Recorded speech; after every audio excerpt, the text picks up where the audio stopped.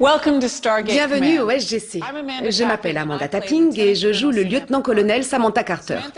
Samantha est l'officier scientifique et le commandant d'une unité d'élite baptisée SG-1. Sa mission, explorer de lointaines planètes de la galaxie grâce à une extraordinaire invention, la porte des étoiles. Au cours de ses aventures, SG-1 affronte des ennemis maléfiques, rencontre des êtres plus évolués et découvre des technologies fantastiques. Et il leur arrive souvent aussi de sauver l'humanité et la galaxie. L'une de nos plus grandes fiertés sur cette série, c'est de repousser la science-fiction jusqu'aux limites de l'imagination. Parasites extraterrestres, univers parallèles, voyages temporels et passages vers d'autres zones de l'espace et du temps. Pour certains, tout cela appartient au domaine de la fiction, mais cela ne veut pas dire pour autant que c'est faux. Au-delà de l'univers de Stargate, ce documentaire va vous faire découvrir des hypothèses scientifiques tout à fait sérieuses. Et nous verrons ensemble que ce qu'on prend pour de la science-fiction peut parfois se révéler bien réel.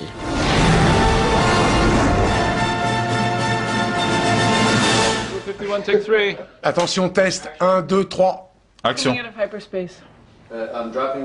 Non, on émerge de l'hyperespace. C'est ce que je dois dire? On l'a refait. La science et la science-fiction semblent se rapprocher de plus en plus, et je pense que c'est tout à fait normal.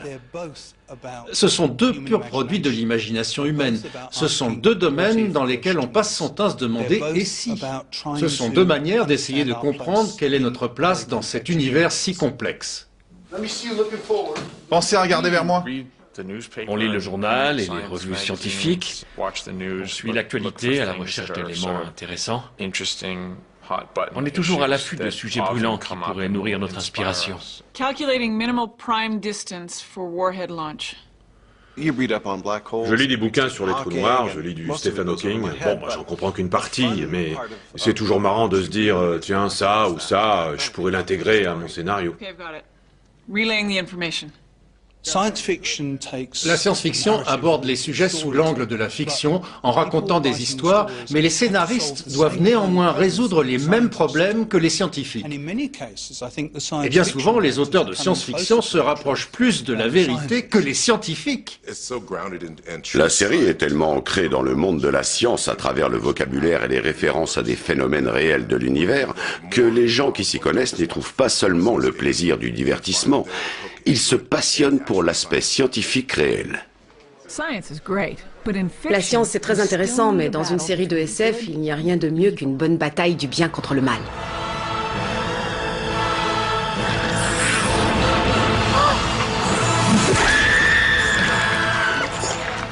Depuis le tout début, SG-1 a dû affronter le pire ennemi de l'humanité. Une race d'extraterrestres si maléfiques qu'ils ne reculeront devant rien pour conquérir toute la galaxie. Ils ont peuplé nos cauchemars et nous ont contraints à prendre des risques terrifiants. Nous avons pensé plus d'une fois qu'ils allaient nous écraser. Ce sont les Goa'uld. Comme on peut s'y attendre de la part de parasites extraterrestres maléfiques, les Goa'uld ont manipulé leurs armées d'esclaves, les Jaffa, pour se lancer à la conquête de la galaxie. Mais un courageux esclave nommé Teal'c a compris la vérité et s'est libéré du joug de ses maîtres. Il s'est alors rallié à nous, l'équipe de Stargate, pour tenter de défendre l'univers en péril. C'est prometteur, pas vrai? Ces créatures parasites ne pouvaient survivre qu'à l'intérieur du corps d'un hôte. Donc ils se sont rendus en Égypte il y a très longtemps et ils ont capturé tout un peuple pour servir d'hôte à leurs larves. Les larves restent dans le corps jusqu'à ce qu'elles soient assez âgées pour prendre un hôte permanent. Donc on peut dire que les Jaffa servent d'incubateur aux larves de Goa'uld. Ce n'est pas le genre d'ennemi sur qui on peut tirer ou qu'on peut fuir. Il est en vous, il vous contrôle. Et ils ont ce côté répugnant en plus. Ce sont des monstres qui ressemblent à des serpents plus dégoûtants et qui s'infiltrent dans le crâne des gens. Les Goa'uld sont aussi intelligents que malfaisants, ce qui en fait des ennemis redoutables. Mais si on regarde autour de nous sur notre propre planète, on peut trouver des créatures tout aussi terrifiantes. Si vous étiez un extraterrestre et que vous arriviez sur Terre et que vous observiez objectivement les organismes vivants de la planète, en rentrant chez vous, que diriez-vous à vos congénères? La plupart des créatures de la Terre sont des parasites. Le professeur Janovi est le plus grand spécialiste mondial d'une discipline qui fait froid dans le dos. Voici un Moniesa expansa, un ver solitaire du mouton. Son laboratoire de l'Université du Nebraska possède une collection de plus de 150 000 spécimens aussi dégoûtants qu'inhabituels. Voici des fascioloïdes mania qui ont été extraits du foie d'un cerf de Virginie. Chacune des créatures de ce véritable musée des horreurs prolifère en vampirisant un autre animal.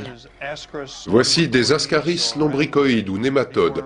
Environ 1 personne sur 4 dans le monde est contaminée par ces vers. C'est celui que les enfants attrapent parfois à l'école. Figurez-vous que nous, les humains, sommes des hôtes extrêmement accueillants et douillets pour les parasites. Voici un Taenia saginata, le ver solitaire du bœuf que les humains attrapent en mangeant de la viande pas assez cuite. Si on le dépliait sur une table et qu'on le mesurait, je pense qu'il ferait facilement 5 ou 6 mètres. Et un humain peut être porteur de plusieurs vers à la fois.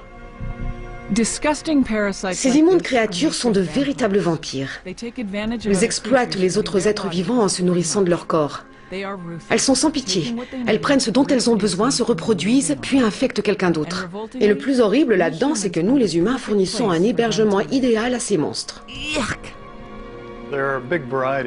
Il y a toute une variété de parasites qui peuvent infester l'être humain. Les poux, les tiques et les douves qui vivent dans les vaisseaux sanguins. Il existe de gros nématodes qui vivent dans vos intestins et d'autres parasites qui colonisent votre bouche. Certains peuvent entraîner de graves irritations, voire une destruction de la peau. D'autres attaquent la rate ou le foie. Au cours de sa vie, un homme peut être infesté par plus de 200 espèces de parasites. Ce qui rend les Goa'uld si effrayants, c'est qu'ils sont capables de contrôler totalement leurs hôtes humains. Mais je suppose que maintenant vous vous en doutez. Cette terrifiante invention de la science-fiction est en fait basée sur des faits scientifiques réels. De nombreuses études confirment l'existence de parasites susceptibles de modifier le comportement de leurs hôtes. Voici des images de Dicrocelium dendriticum. Ils passent une partie de leur cycle de vie dans le cerveau des fourmis. Ce sont des parasites comme les Goa'uld, mais un peu plus petits. Leurs larves s'infiltrent dans le cerveau des fourmis et altèrent leurs instincts naturels. Au lieu de courir au sol comme une bonne fourmi à l'abri des prédateurs, l'insecte est poussé au suicide. Il a le besoin irrépressible de grimper au sommet d'un brin d'herbe où il a de fortes chances d'être avalé par un mouton. Une fois dans le mouton, le parasite peut continuer son répugnant cycle de vie. Mais ça n'arrive pas qu'aux fourmis. Oh non. Accrochez-vous bien, car des scientifiques pensent que certains parasites peuvent nous forcer, nous humains, à faire des choses que nous ne pouvons contrôler. Par exemple, le ver solitaire du porc que nous pouvons attraper en mangeant du porc mal cuit peut entraîner la formation de kystes dans différentes parties du corps, y compris le cerveau. Cela provoque divers effets sur le comportement de la personne infectée. Vertige, somnolence et parfois même une altération de la vue. Comme on le voit dans la nature, un parasite peut effectivement modifier le comportement de son hôte.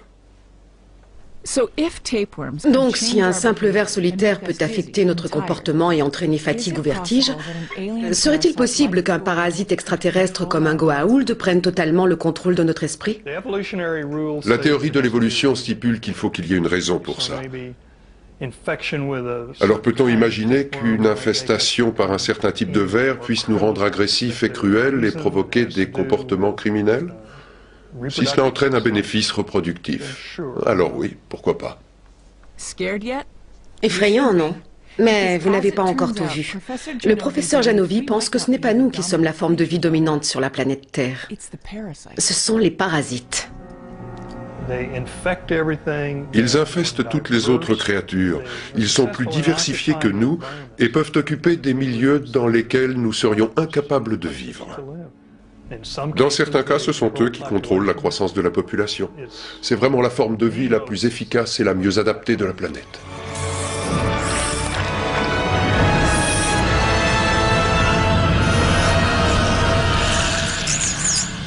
She please you, my love. C'est cette porte des étoiles qui sert de cadre à notre grande bataille du bien contre le mal. De notre côté, il y a le SGC, quelques alliés extraterrestres comme les Asgard ou les Tok'ra, et diverses colonies humaines qui habitent la galaxie. Face à nous, il y a les terrifiants parasites Goa'uld et un ennemi aussi vorace que résistant, les réplicateurs. Au début, nous, les terriens, devions les affronter avec nos armes à feu primitives. Mais très vite, nous avons découvert ceci, la lance Jaffa. Et ça, le ZAT. Une décharge de cette arme paralyse votre ennemi, la seconde le tue. Vous croyez sans doute que c'est encore de la science-fiction, mais figurez-vous que la réalité est bien plus étonnante.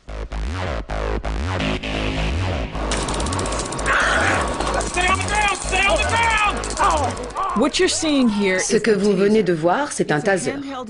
Une arme de poing qui permet de maîtriser des criminels en leur infligeant une violente décharge électrique de 50 000 volts.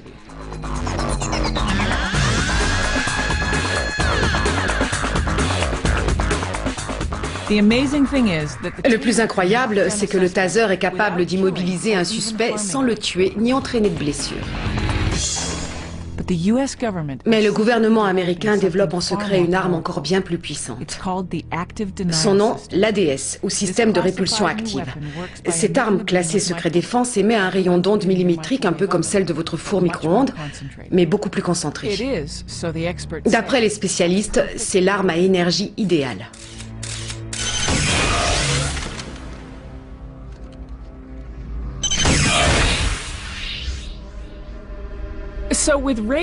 Puisque les rayons paralysants sont déjà au stade de l'expérimentation, nos rayons capables de désintégrer un ennemi sont-ils si irréalistes? Pour vaporiser un corps humain, il faudrait le chauffer à environ 100 millions de degrés, ce qui demanderait une énergie considérable. Au point que j'ai du mal à imaginer une arme de poing capable d'émettre un tel rayon. Les armes à énergie dirigée peuvent être utiles dans certains contextes. Elles peuvent brûler des matériaux, détruire des équipements électroniques ou aveugler des gens, ce genre de choses. Prochaine étape, le décor de Stargate SG-1. Nous allons en apprendre un peu plus sur les plus terrifiants ennemis de l'humanité. Et voir si leurs cousins de la Terre doivent être accueillis avec respect ou avec crainte.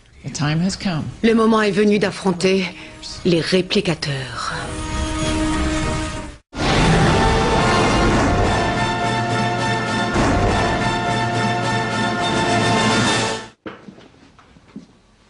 There's been a change of flight plans. Ce n'est pas pour me vanter, mais Stargate est aujourd'hui l'une des plus longues séries de SF du monde, suivie par près de 20 millions de personnes dans plus de 80 pays. Pas mal, non? Faut être sûr de bien voir Ben quand il s'arrête. C'est incroyable que la série plaise autant au public parce que les héros sont vraiment une bande d'incapables qui s'attirent toujours les pires ennuis et qui nous mettent tous en danger. Apparemment, le fait qu'ils arrivent quelquefois à s'en sortir, voire à rattraper leurs erreurs, pousse les spectateurs à continuer à les suivre. Ben, tu veux bien reprendre ta place? Donc on ne voit que lui. La série est tournée dans une dizaine de studios différents à Vancouver, au Canada.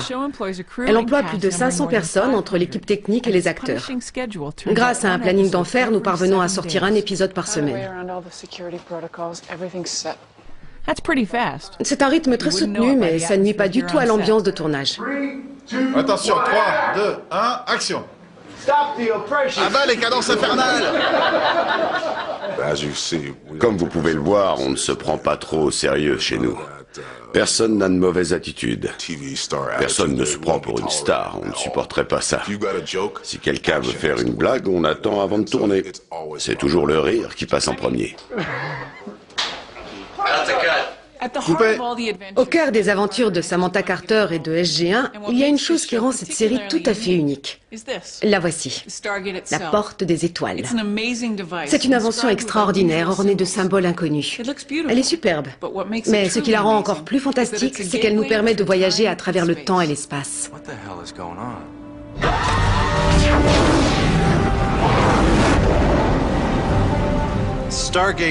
Dans Stargate, on imagine qu'il existe des milliers, voire plus, d'anneaux comme celui qui se trouve derrière moi, disséminés aux quatre coins de la galaxie et qui permettent de voyager de planète en planète. Il suffit de traverser cet anneau pour y être téléporté instantanément.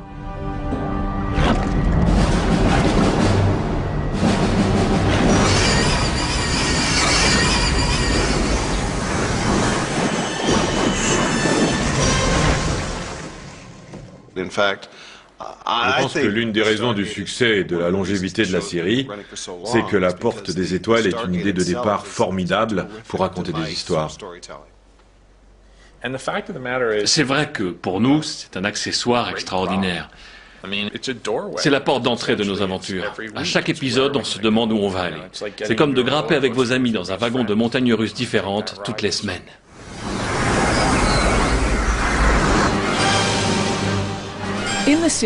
Notre porte des étoiles fait partie d'un réseau de plusieurs milliers éparpillés dans la galaxie et créé par une civilisation ancienne, puissante et mystérieuse. Elle nous permet de traverser des distances insondables en un clin d'œil. Le voyage interplanétaire instantané. Alors, comment ça marche? Comme Samantha Carter tente fréquemment de l'expliquer sans succès à Jack O'Neill, une porte des étoiles crée un vortex artificiel dans le continuum espace-temps. C'est une sorte de tunnel à travers le temps et l'espace qui permet de franchir des distances énormes en une fraction de seconde. Est-ce vraiment une invention de la SF ou un domaine de recherche scientifique réel? La vérité risque de vous surprendre.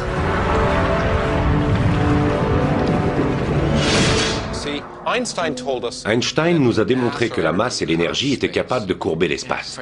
Regardez, si je prends cette boule de bowling et que je la pose sur ce trampoline qui représente un univers en 2 dimensions, on observe que l'espace autour d'elle s'incurve. Ce phénomène a tout un tas de conséquences intéressantes. Pour parler clairement, la théorie d'Einstein nous dit que quelque chose de vraiment très gros, un corps qui aurait une très forte gravité comme une étoile ou une planète géante, pourrait courber l'espace. Et si ce corps est assez massif, la courbure peut être importante, très importante. Prenez cette perche. Imaginez que ce soit votre univers et que vous soyez une fourmi qui vit dessus. La route est longue d'un bout à l'autre, à moins que votre espace ne soit courbé. On pourrait se dire que là on est tout près et qu'on n'aurait qu'à sauter d'un bout à l'autre, mais c'est impossible car il n'y a pas d'espace entre les deux. Votre espace c'est cette perche et il faut faire tout le chemin. La seule solution serait de rapprocher suffisamment les 2 bouts pour qu'ils se touchent. On modifie la topologie de l'espace et on crée un raccourci. C'est ça le trou de verre ou vortex. Donc si on était assez malin, on devrait théoriquement pouvoir courber l'espace au point de le replier complètement sur lui-même. Si vous pensez que ça ne tient pas debout, regardez un peu ça. Nous sommes au milieu d'une représentation géométrique de l'espace, avec le SGC d'un côté et de l'autre la Lune à 385 000 km de là. Ça paraît loin, hein? Mais si on recourbe l'espace au niveau du SGC et au niveau de la Lune, au bout d'un moment, les 2 tunnels se rejoignent pour ne plus en former qu'un. On obtient un trou de verre par lequel la distance entre le SGC et la Lune est très courte. D'ailleurs, si on regarde dans le tunnel, on voit la Lune de l'autre côté. Juste de l'autre côté. Plutôt cool, non? Mathématiquement, ils existent, ils sont compatibles avec les lois de la physique, mais il reste quand même à les créer. Et notre technologie n'est pas assez avancée pour creuser les trous de verre. En plus, le problème des trous de verre, c'est qu'ils sont très instables, ils se referment. Si on creuse ce tunnel et qu'on le laisse comme ça, il va s'effondrer sur lui-même. Les champs gravitationnels de part et d'autre du trou de verre seraient si intenses que chaque extrémité du tunnel s'effondrerait en un trou noir dont rien ne peut s'échapper. Mais en admettant que des scientifiques parviennent à consolider ce trou de verre, le voyage serait fortement déconseillé aux âmes sensibles. Ce serait terrifiant de traverser ce tunnel, car à l'intérieur, le temps et l'espace seraient complètement repliés et tordus et le champ gravitationnel serait titanesque. Au moindre faux pas, on serait déchiqueté. Les scientifiques pensent qu'un trou de verre ressemblerait sans doute à une espèce de boule de cristal flottant dans l'air. En regardant à travers, on apercevrait un reflet de ce qui se trouve à l'autre bout. Et c'est à peu près l'apparence que les producteurs de Stargate ont donnée au vortex de notre porte. Ce serait un peu comme un miroir. En regardant dedans, on voit un autre monde. Et si on fait le tour, il n'y a rien derrière le miroir. Mais si on traverse le miroir, comme Alice, on se retrouve de l'autre côté.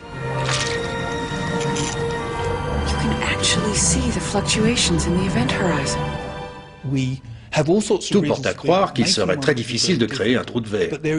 Mais leur existence est compatible avec les lois de la physique. La porte des étoiles nous a donné accès à tout un monde d'aventures au fil desquelles SG-1 a parfois sauvé la galaxie. Mais elle nous a aussi amenés à rencontrer des ennemis terrifiants et très étranges. Voici mon laboratoire. C'est ici que j'ai découvert que ces petits éléments de technologie extraterrestre constituaient la plus redoutable menace que l'humanité ait jamais affrontée. Bien que nos adversaires les plus acharnés et les plus mémorables restent les parasites Goa'uld, très tôt dans la série, nous nous sommes retrouvés face à un ennemi qui nous paraissait absolument invincible. Nous avons cru les repousser, mais ils sont vite revenus à la charge, encore plus forts, plus redoutables et plus décidés à conquérir l'univers. Ce sont les réplicateurs.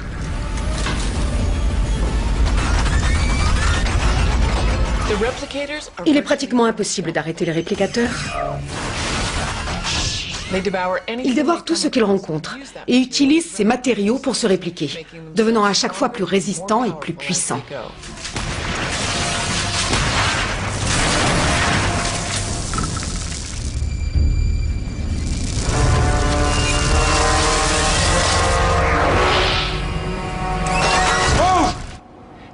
Ils sont capables de prendre des formes diverses. Des arachnides, des vaisseaux spatiaux et même des êtres humains.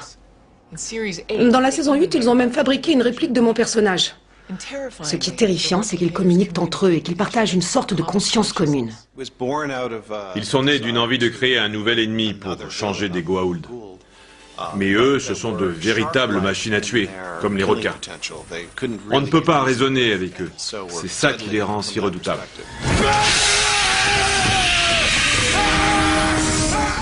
Ici, des scientifiques sont déjà en train de créer des robots pas si éloignés que ça des réplicateurs. Ces prototypes de l'université de Floride sont capables de parler entre eux et de penser comme s'ils ne faisaient qu'un. Mais heureusement, ils sont conçus pour nous aider et non pour nous détruire. C'est parti!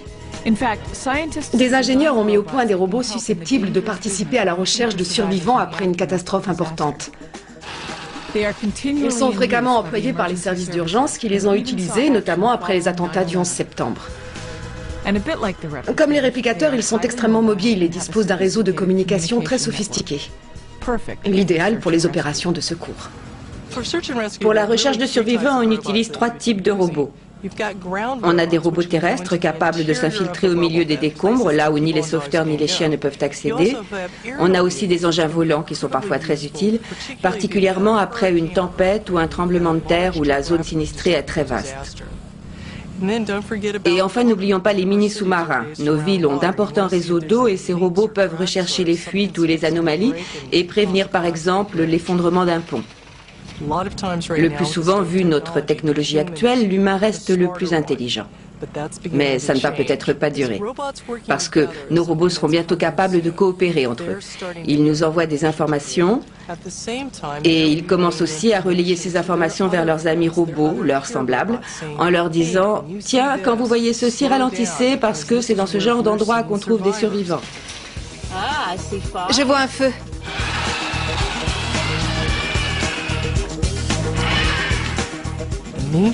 Ils pourraient relayer ces données à des engins volants.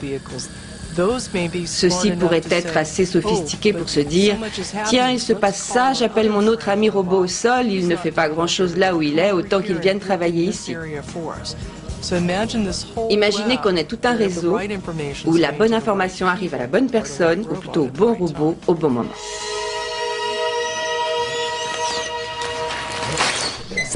Les scientifiques de la NASA ont poussé encore un peu plus loin cette idée de machine travaillant en réseau. Ils ont développé un robot baptisé 12 Tech. Il peut se déplacer de lui-même au sol, en rampant, en se retournant et en retombant. Mais le plus formidable, c'est quand on en fait travailler plusieurs ensemble. Lorsqu'ils s'associent, ils peuvent progresser en terrain accidenté, passer des obstacles difficiles et même grimper des parois abruptes.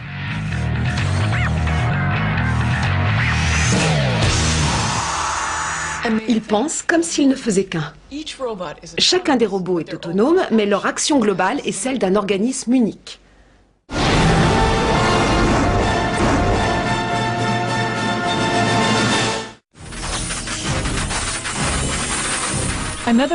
Une autre des caractéristiques les plus effrayantes des réplicateurs, c'est leur capacité d'apprentissage sans limite. Ils évoluent et deviennent de plus en plus intelligents et de plus en plus puissants. À l'université de Reading, le professeur Kevin Warwick prépare déjà la révolution robotique. Il étudie comment les robots peuvent penser et apprendre. Avec son équipe, il mène des expériences sur des robots très simples, amenés à interagir les uns avec les autres et avec leur environnement. Chacun de nos robots a en gros l'équivalent de 50 à 100 neurones au maximum. Ça correspond à peu près à l'intelligence d'une limace ou d'un escargot. Donc ils sont relativement sommaires, mais nous pouvons tout de même étudier de quelle manière ils apprennent. Ces robots n'ont pas reçu d'ordre spécifique. Ils doivent apprendre par eux-mêmes. Tout ce qu'on leur a donné, c'est un but général. Avancer, mais sans buter dans quoi que ce soit. Du coup, les robots inventent différents comportements et différentes caractéristiques. Est-ce que je me déplace à gauche? Est-ce que je recule? Est-ce que je tourne sur moi-même? Les robots ont fini par faire des choses dont le professeur et son équipe n'osaient rêver. Il y a de bons et de mauvais robots. Tout dépend de leur expérience et de leur apprentissage. Nous avons même eu un robot suicidaire. Il ne faisait que des erreurs. Et il a fini par ne plus rien faire du tout. Nous n'avons obtenu ce résultat qu'une fois. Mais ces cas extrêmes peuvent se produire. Ce ne sont plus seulement des machines qui suivent le programme qu'on leur a donné et qui font toujours ce qu'on attend d'elles. Je suis sûr que des robots capables d'apprendre feraient exactement ce qu'ils voudraient. Pour Kevin Warwick, la conclusion est claire. Un robot qui apprend tout seul pourrait finir par décider de ses actes lui-même. Et ça risque de ne pas tourner à notre avantage. Une intelligence mécanique n'aura pas les mêmes valeurs morales ni la même éthique qu'une intelligence humaine. Si elle est capable d'apprendre et de décider par elle-même qui sont ou non ses amis, ça se révélera certainement très dangereux pour les humains. Et j'aurais beau lui dire, ah, toi tu n'es pas consciente, moi si, donc tu ne peux pas me tuer. Ça ne l'empêchera pas de m'exploser la cervelle. On se croirait dans Stargate, non? Il prend cette menace tellement au sérieux qu'il a cherché comment y faire face. Et sa solution nous rapproche encore plus de la science-fiction. La seule possibilité que j'ai trouvée, c'est de nous faire évoluer nous-mêmes au-delà de notre condition humaine pour devenir des cyborgs. Je pars du principe que si les machines deviennent plus intelligentes que nous, autant se rapprocher d'elles et devenir nous aussi en partie des machines. Vous pensez qu'il rêve? Regardez un peu ça. Le professeur Warwick s'est fait implanter une puce électronique dans le nerf principal du poignet gauche. Cette expérience cybernétique a eu lieu en 2002. Depuis, ces robots peuvent interagir directement avec son système nerveux. Il peut contrôler des appareils, comme cette main robotisée, et piloter ce fauteuil roulant par la pensée. À gauche. À droite. Tu t'amuses bien, Kevin? Ouais, c'est génial. Et la puce permet aussi le transfert d'informations dans le sens inverse. Son équipement peut envoyer des informations directement à son cerveau. Lors d'une expérience, des détecteurs radars fixés sur une casquette transmettaient des signaux à son esprit. Il s'est bandé les yeux et s'est alors découvert la capacité de voir dans le noir comme une chauve-souris. C'était une sensation inédite. Je découvrais un nouveau sens. Ce n'était pas comme si quelqu'un me touchait, mais je pouvais sentir que quelque chose était près de moi, sur ma gauche ou sur ma droite. Écoute ma voix. Tourne-toi vers moi, continue à me suivre. Repars dans l'autre sens.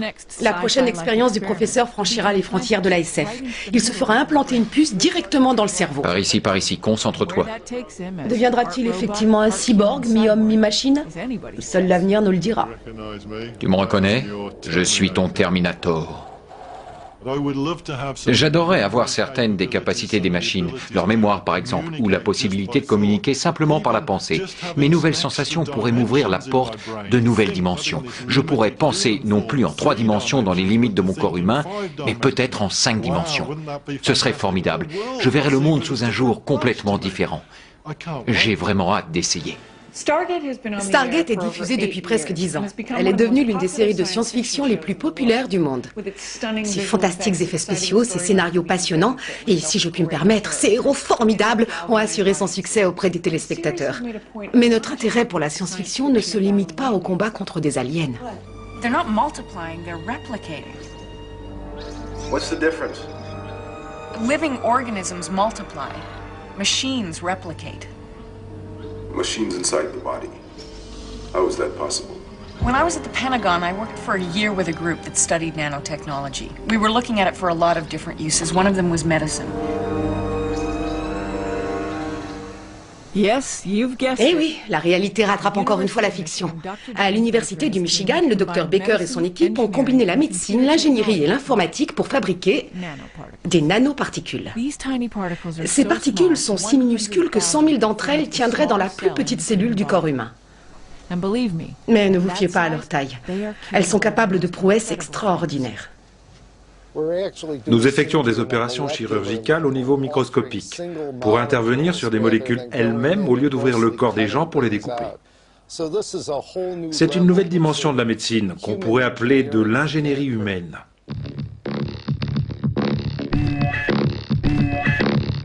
Ces particules sont conçues si précisément qu'une fois dans le corps, elles peuvent agir comme de mini-robots médecins. Elles peuvent localiser des cellules malades et leur délivrer des traitements extrêmement spécifiques. L'équipe a obtenu des résultats impressionnants. Si vous voulez par exemple administrer un médicament au niveau d'une cellule cancéreuse, la nanoparticule commencerait par localiser cette cellule. Elle l'identifierait par rapport à un modèle, donc on pourrait littéralement voir la tumeur. Ensuite, elle vous dirait précisément quelles sont les anomalies génétiques spécifiques de ce cancer. Et elle vous permettrait d'activer le médicament le mieux adapté à la maladie. Ainsi, on pourrait détruire la tumeur sans aucun effet secondaire pour le patient. C'est ça notre but principal, faire du cancer une maladie curable. Apparemment, les possibilités des nanoparticules sont sans limite. On pourrait aussi vous injecter dans le sang des particules qui deviendraient fluorescentes sous certaines conditions. Ainsi, imaginez que vous attrapiez la grippe. On serait prévenu de l'infection virale avant même que vous ne ressentiez les premiers symptômes. Je pense que grâce aux nanotechnologies, nous pourrions passer d'un système de santé basé sur la guérison des maladies à un système vraiment basé sur leur prévention. Je pense que les nanotechnologies pourraient radicalement changer le visage de la médecine. Dès les premiers épisodes, les producteurs ont apporté un soin tout particulier à l'ambiance et à l'aspect visuel de la série. Depuis les décors très militaires de notre base, le SGC, jusqu'aux détails très réalistes des diverses races extraterrestres que nous avons rencontrées. Des guerriers Jaffa aux affreux parasites Goa'uld, en passant par les sympathiques Unas ou les puissants Asgard, nous avons fait la connaissance de nombreux aliens très différents.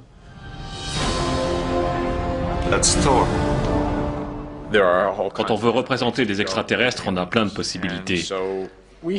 On a une équipe d'artistes et de designers très talentueux qui travaillent sur la série. Il nous suffit d'aller les voir et de leur demander de nous dessiner différentes propositions. Et une fois qu'ils ont créé quelque chose qui nous plaît, il n'y a plus qu'à réfléchir et essayer de voir ce qu'on peut faire de mieux avec notre budget. Mais si on veut un personnage qui soit marrant et qui puisse interagir régulièrement avec les autres, alors il vaut toujours mieux utiliser un acteur. C'est le meilleur moyen de donner une vraie personnalité à votre extraterrestre. Allez, on recommence. Pour certains des acteurs, jouer un extraterrestre s'est révélé très naturel. J'ai toujours été un peu différent des autres à toutes les périodes de ma vie. Alors ça me va très bien. Je crois que je suis né pour jouer un extraterrestre. Je trouve que la meilleure manière d'interpréter Teal'c consiste à n'avoir qu'une idée très générale de l'intrigue des épisodes. Je ne m'intéresse jamais vraiment à ce que les autres racontent. Je garde toujours un point de vue un peu distant sur ce qui se passe. Et pour garder cette distance, je ne lis pas les scripts. Je ne lis pas les dialogues, même pas les miens. Ça ne plaisait pas à certains réalisateurs. Mais je pense que mon manque de préparation m'a été très utile.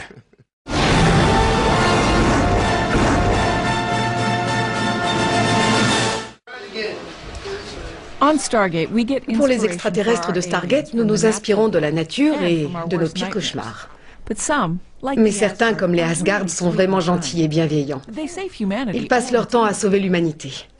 Alors, sont-ils si réalistes que ça? Les Asgard sont trop proches des humains pour n'être que des extraterrestres venus d'une lointaine planète sans lien de parenté avec nous. Ce ne serait pas crédible. Si nous rencontrions des extraterrestres dans ce genre-là, l'explication scientifique serait que nous avons eu un ancêtre commun, disons, il y a 2 millions d'années. Il faudrait à peu près 2 millions d'années d'évolution pour qu'on soit si différents. Très bien, mais à quoi pourraient ressembler de véritables extraterrestres? C'est exactement la question qui a été posée au professeur Stewart par le Musée des sciences de Londres. Si on veut une réponse scientifique, on ne peut pas se contenter de dire « imaginons des monstres de 5 mètres de haut avec la peau bleue et des cornes ». Il faut partir de l'environnement dans lequel vos extraterrestres ont évolué.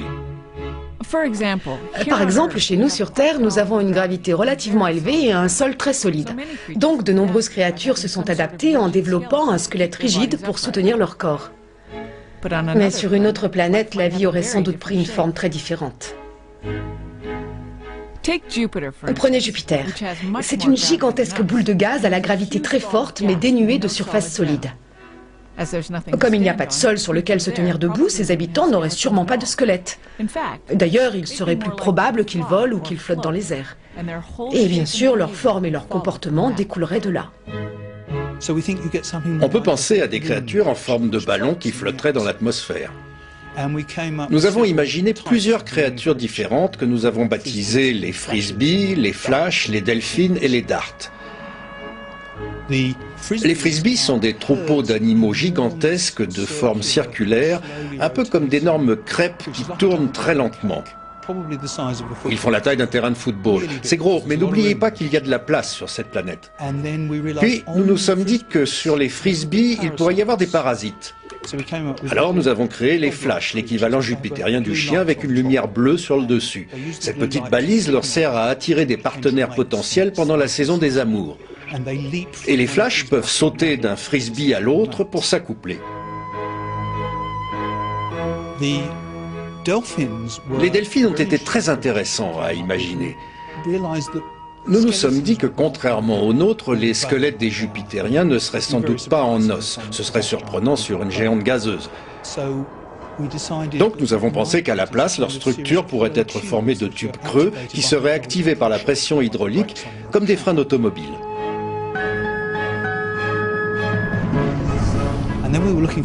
Puis nous avons voulu inventer des prédateurs plus rapides. Ce sont les darts qui vivent dans les couches inférieures de l'atmosphère. Ils ont 4 espèces de nageoires montées à angle droit, comme l'empennage d'une fléchette, dont ils ont aussi l'extrémité pointue. Les darts chassent en meute, ils grimpent en haute atmosphère et ils attaquent les frisbees. L'univers compte des milliards de planètes et de mondes différents. Alors qui sait quelle forme bizarre pourraient avoir les extraterrestres? Ils seront sûrement bien plus étranges que les Goa'uld ou les Asgard. En tout cas, pour de nombreux scientifiques, une seule chose ne fait aucun doute, c'est leur existence. L'univers est si vaste, il compte tellement d'étoiles et de planètes que je serais extrêmement surpris qu'il n'existe pas d'extraterrestres intelligents. Ça n'aurait aucun sens que nous soyons seuls dans l'univers. Il est déjà déconcertant d'envisager l'existence d'une vie extraterrestre, mais imaginer que nous puissions deviner quelle serait la forme ou le comportement de ces aliens, c'est s'aventurer au-delà des limites conventionnelles de la science. Néanmoins, notre dernier sujet est encore plus explosif. Est-il totalement fou d'envisager de voyager non plus seulement dans l'espace, mais aussi dans le temps?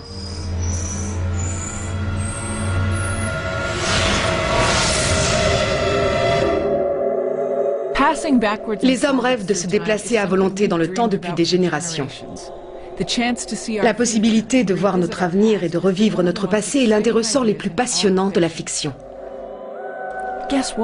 Eh bien, figurez-vous que ça pourrait être possible, grâce une fois encore à Einstein et à sa théorie de la relativité.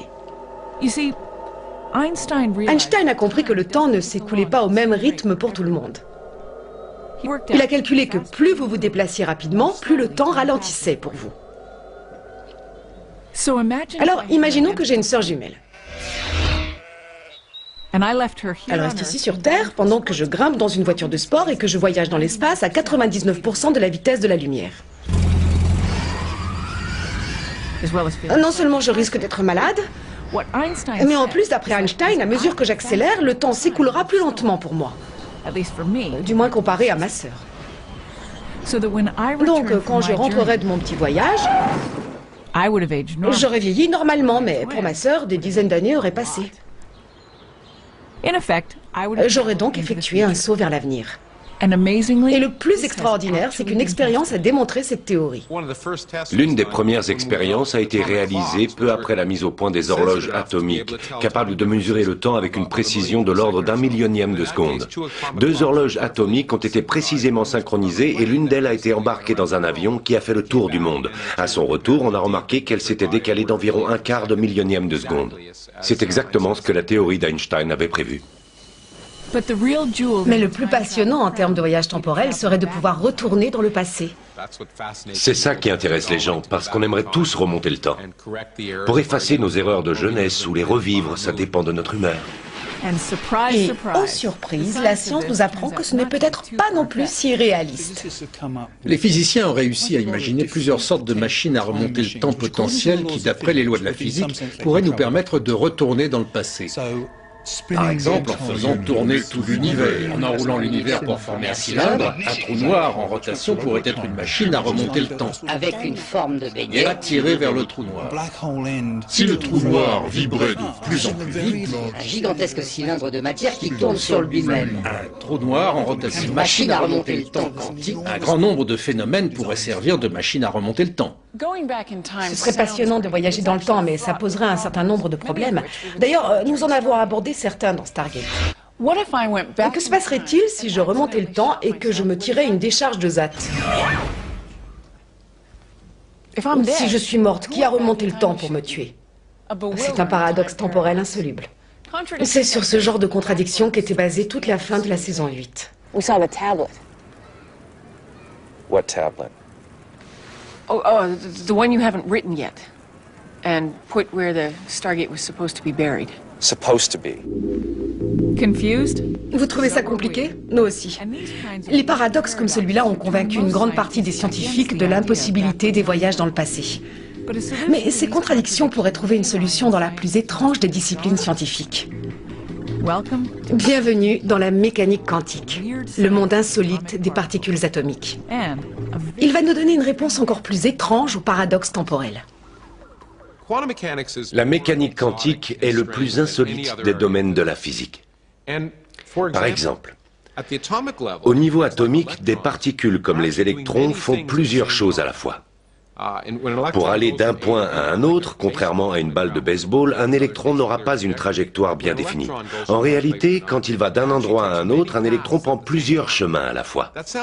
Ça a l'air complètement fou, mais c'est vrai et on peut le vérifier par les expériences. Pour l'expliquer, on utilise ce qu'on appelle l'interprétation multimonde. On pose comme hypothèse l'existence de plusieurs réalités différentes, qui coexistent au même instant T, et à chaque fois qu'on fait une observation, on se fixe sur une version de la réalité, sur une branche de la fonction quantique. Donc ça veut dire que lorsqu'on remonte le temps, on saute sur une branche différente et ce n'est pas grave si on change l'avenir parce que cette branche aurait de toute façon eu un avenir différent. Basically, scientists have theorized that there are an infinite number of dimensions, each containing a different possible version of reality. Well, it sounds like I theoretically, possibly, actually found one. Nous avons abordé ce sujet dans plusieurs épisodes de Stargate où des versions alternatives de Samantha Carter et de SG1 étaient des personnages à part entière. C'est rare d'avoir plusieurs rôles dans la même série. Apparemment, ça résoudrait le paradoxe des voyages dans le passé.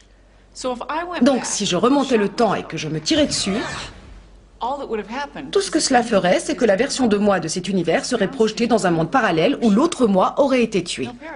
Adieu le paradoxe. Une fois encore, la science moderne se révèle au moins aussi insolite et étrange que les rêves les plus fous de la science-fiction.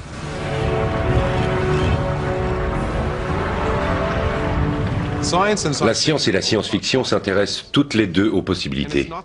Et ce n'est pas très étonnant de voir que parfois les auteurs de science-fiction et les scientifiques trouvent les mêmes réponses à certains problèmes. Ce sont des gens très créatifs qui travaillent sur les mêmes sujets. La seule différence, c'est que l'auteur de SF se contente d'imaginer les choses alors que le scientifique doit les construire.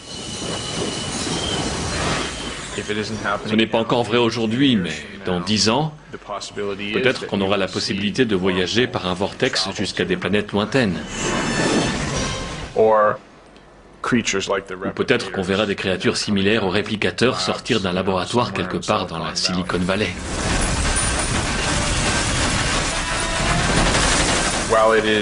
Ça reste du domaine du rêve, on se sert de la science pour raconter des histoires. Mais ce côté scientifique plaît beaucoup à une partie des spectateurs. pour qui nous sommes toujours à la frontière du possible.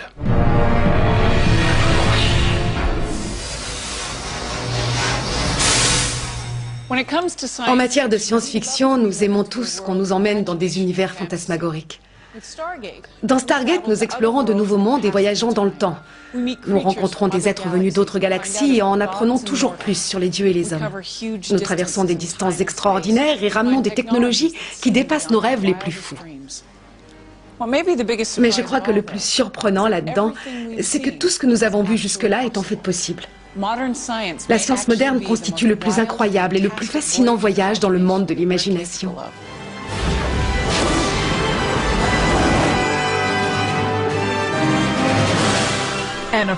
Et bien sûr, dans Stargate, il ne faut jamais se fier aux apparences. Dans le véritable complexe de Cheyenne Mountain, il y a une porte. Elle a plusieurs grosses serrures et une petite fenêtre condamnée. Et au-dessus, il y a marqué Stargate Command. Et c'est un placard à balai. Je vous assure, un placard à balai.